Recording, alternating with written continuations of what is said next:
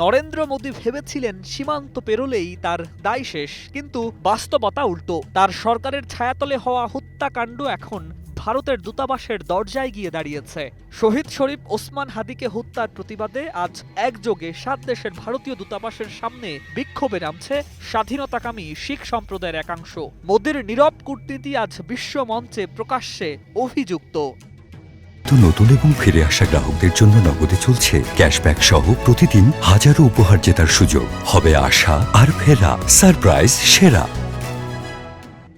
Dhaka, Islamabad, Melbourne, London, Milan, Toronto, Washington ডিসিতে ভারতীয় দূতাবাসের সামনে বিক্ষোভ করবে শিখ জনগোষ্ঠী। আন্তর্জাতিক মানবাধিকার সংস্থা শিখস ফর জাস্টিসের ডাকে এই কর্মসূচিতে কনস্যুলেট বন্ধ করার দাবিও তোলা হবে। বার্তা একটাই, হত্যার দায় কূটনীতির আড়ালে চাপা দেয়া যাবে না।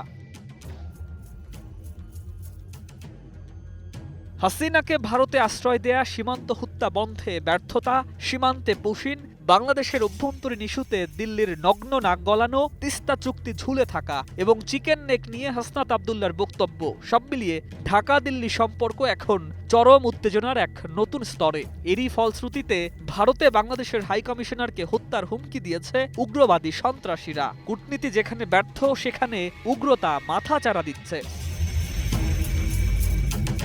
এসএফজের জেনারেল কাউন্সিল গুরুপত ওয়ান্ত সিং পান্নুন এক ভিডিও বার্তায় বলেন, ভারতীয় কনসুলেটগুলো আসলে গোয়েন্দা সংস্থা রয়ের অপারেশন সেন্টার। তার দাবি, বাংলাদেশের ছাত্রনেতাদের বিরুদ্ধে হত্যার পরিকল্পনা এবং মোহাম্মদ ইউনূসের নেতৃত্বাধীন সরকার উৎখাতের ষড়যন্ত্র এখান থেকেই পরিচালিত হয়েছে। পান্নুনের ভাষায়, ভারত ইতোমধ্যেই ওসমান হাদিকে হত্যা করেছে, এটাই বাস্তবতা।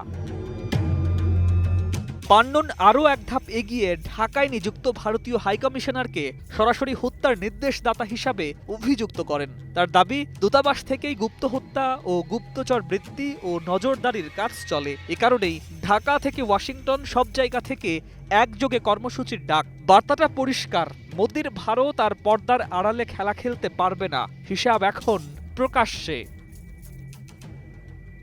News desk, 21 television.